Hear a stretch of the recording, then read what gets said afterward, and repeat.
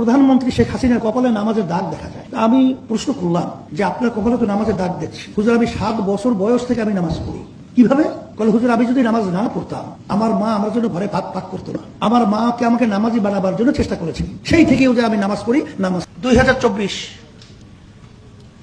Fascist Awami League সরকার যখন 15 নির্বাচন তৈরি করেছিল, তখন প্রধানমন্ত্রী শেখ হাসিনার পক্ষ থেকে আমাদের কাছে পাঠানো হয়েছিল নির্বাচনে নেয়ার ব্যাপারে।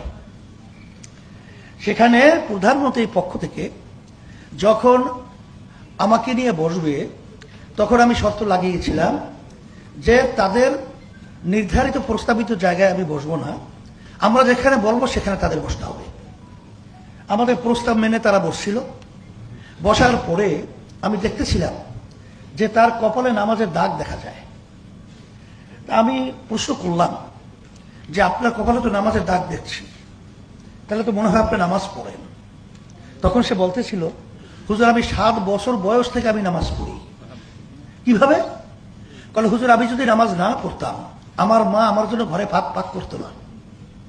আমার মাকে আমাকে নামাজি বানাবার জন্য চেষ্টা করেছে, সেই থেকেও যে আমি নামাজ পড়ি, নামাজ ছাড়ি না। তখন আমি বলতেছিলাম, তাহলে তো আপনার সঙ্গে কথা বলতে ভাই ভাই হিসেবে আমার সাহস বেড়েছে। কিন্তু যদি ওই ঢাবি নির্বাচনের বিশেষ সামনে যে আচরণকারী, ওদের সামনে কথা বলার কোনো পরিবেশ থাকে না।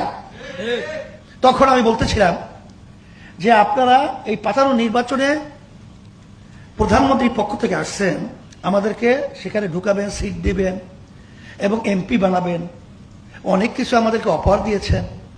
এবং সে বলতেছিল যে দায়িত্ব হুজুর আমি নেব, আপনাদের যেখানে যেখানে পদ থাকবে, মানে প্রার্থী থাকবে, তাকে এমপি হিসেবে বানিয়ে নেওয়ার দায়িত্ব আমি নেব। আমি একটা হাস দিয়ে বলছিলাম যে একটা কথা আপনাকে বলি, শোনেন, যে বর্তমান সরকার কোন প্রেসক্রিপশনে চলে, ব্যাখ্যা আমি অত যাব না।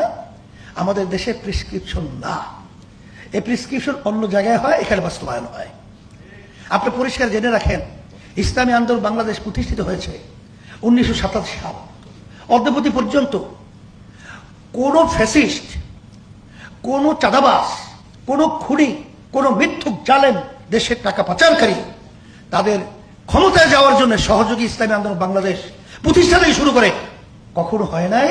সিঁড়ি হিসাবে ব্যবহার আমাদেরকে করবে, আর ক্ষমতার মসনদে যাবে, এই দুর্নীতিবাজদের কখনোই সহযোগিতা আমরা ছিলাম না, এখন আমাদেরকে পাবেন না। এক পর্যায়ে বলতেছিলাম, যদি আমাদেরকে সরকার চাপ প্রয়োগের মাধ্যমে এর ভিতরে ঢুকিয়ে ফেলে, তাইলে এই দেশের পক্ষে, মানবতার পক্ষে, দেশের কল্যাণের পক্ষে কে কথা বলবে, কারা বলবে, সেরকম একটা আপনি দল বের করে দেন। তখন এক পর্যায়ে সে প্রশ্নের উত্তর না দিতে পেরে তখন বলছে, হুজুর, আপনাদের অবস্থান আমরা বুঝেছি, প্রধানমন্ত্রীকে এভাবেই বলবো। আলহামদুলিল্লাহ এরপর থেকে খুব একটা ডিস্টার্ব করে নেই, আমরা আল্লাহ মোটামুটি নিরিবিলি থাকছিলাম।